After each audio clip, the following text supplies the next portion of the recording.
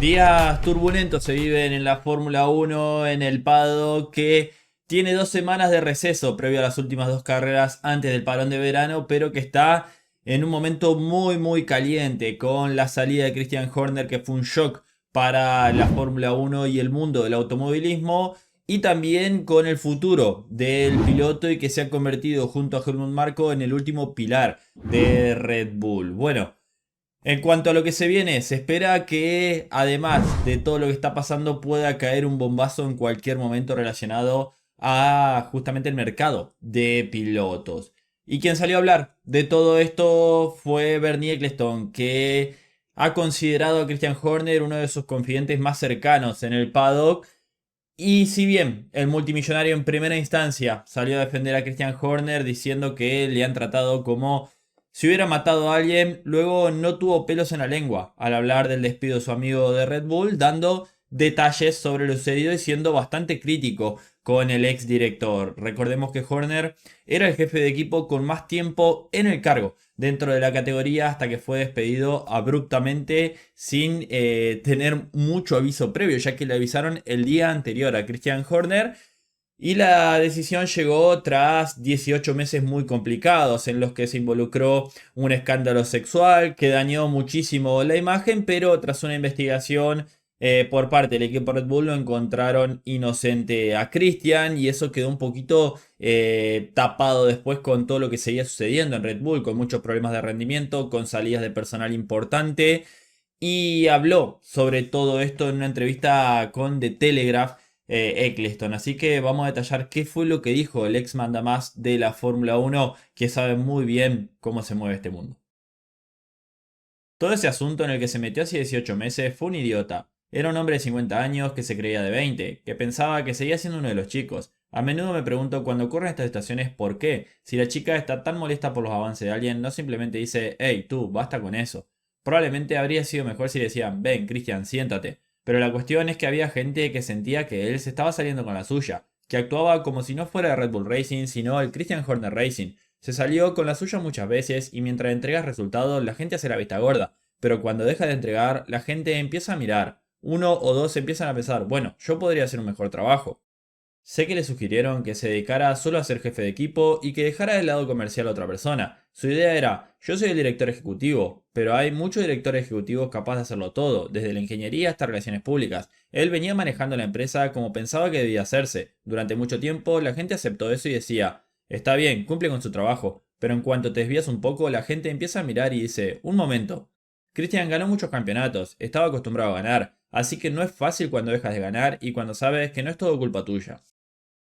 Bien, ahí está Bernie Ecclestone dando muchísimos datos, ¿no? Desde el escándalo sexual que justamente involucró al director del equipo Red Bull, algo que como dijimos terminó librándolo en una investigación por parte del equipo, pero que todo iba viento en popa para el equipo Red Bull porque seguían ganando, venían de la temporada más exitosa de la historia de la Fórmula 1, ya dijimos que Christian Horner fue tomando cada vez más poder incluso desde la muerte de Dietrich Mateschitz, que eso marcó un antes y un después. Ahí Horner prácticamente empezó a manejar el equipo a voluntad y hacía lo que quería. Esto culminó con la salida de Rob Marshall, de Adrian Newey, de Jonathan Whitley.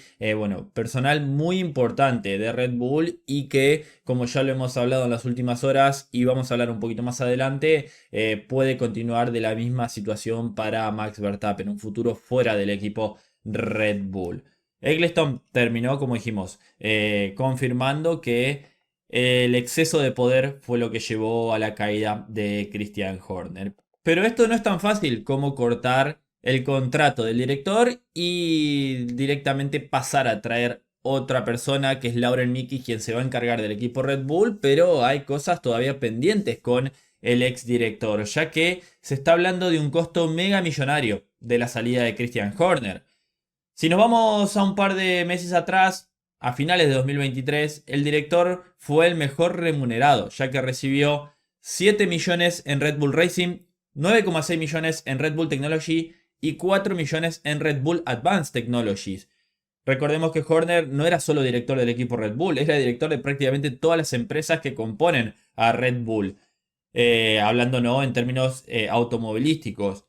En las otras 3 empresas los documentos simplemente indican que la remuneración de los directores fue pagada por otras compañías del grupo y no es relevante para esta empresa. Recordemos que también a la hora de manejar el límite de costos, el hecho de que hay un límite para los mejores pagos dentro de un equipo, bueno, todo esto es lo que buscan las empresas para tratar de buscar los grises dentro del reglamento financiero de la Fórmula 1. Recordemos que Aston Martin paga con acciones, por ejemplo, que Adrian Newey ahora tiene acciones del equipo también, no solo su sueldo, y esto es lo que buscan esos grises que hay. Bueno, en otras palabras, si se asume que Horner era el director mejor pagado de las 6 entidades que forman a lo que es Red Bull a nivel deporte motor, el director cobró en 2023 el equivalente a 20,6 millones de libras, lo que implica que rescindir su contrato, que por lo que se informa está vigente hasta 2030, podría representar un gasto enorme para Red Bull, que ahora lo vamos a detallar.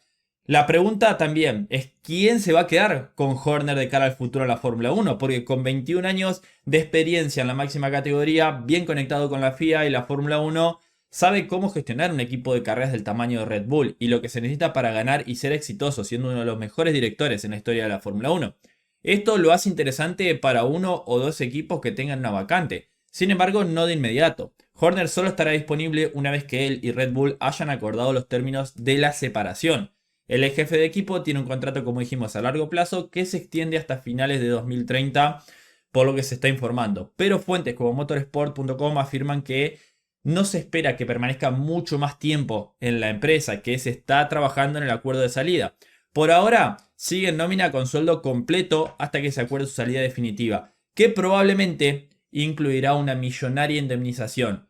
Se reportan cifras de entre 50 y 60 millones de euros para cancelar el contrato del director de Red Bull, que recordemos no es solo del equipo de carrera, sino de todos los diferentes programas que forman a Red Bull en el deporte motor.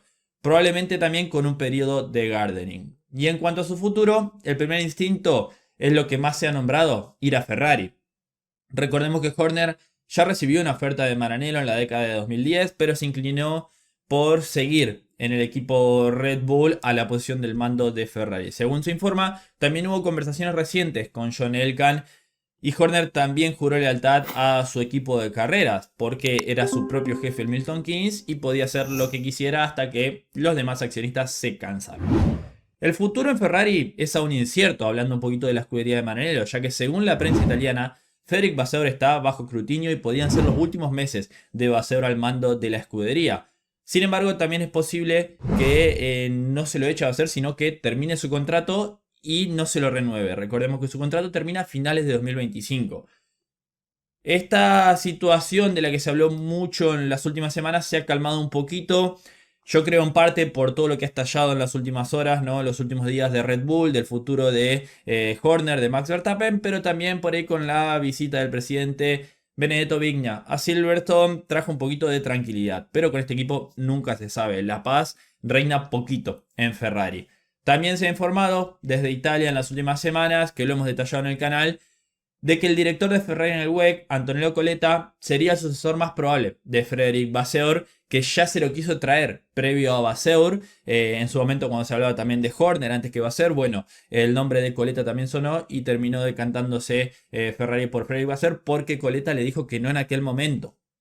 Los argumentos del ex director de Red Bull en su contra para ir a Ferrari son que no habla italiano, que no tiene aliados en Maranello, que tendría que vivir en Italia y su salario probablemente sería bastante controvertido. Además de que su imagen se ha visto manchada con los escándalos ocurridos en los últimos 18 meses que también favorecieron a su salida de Red Bull. Entonces, complicado por ese lado. Ya desde Italia han minimizado bastante esa posibilidad de que justamente Horner vaya al equipo italiano.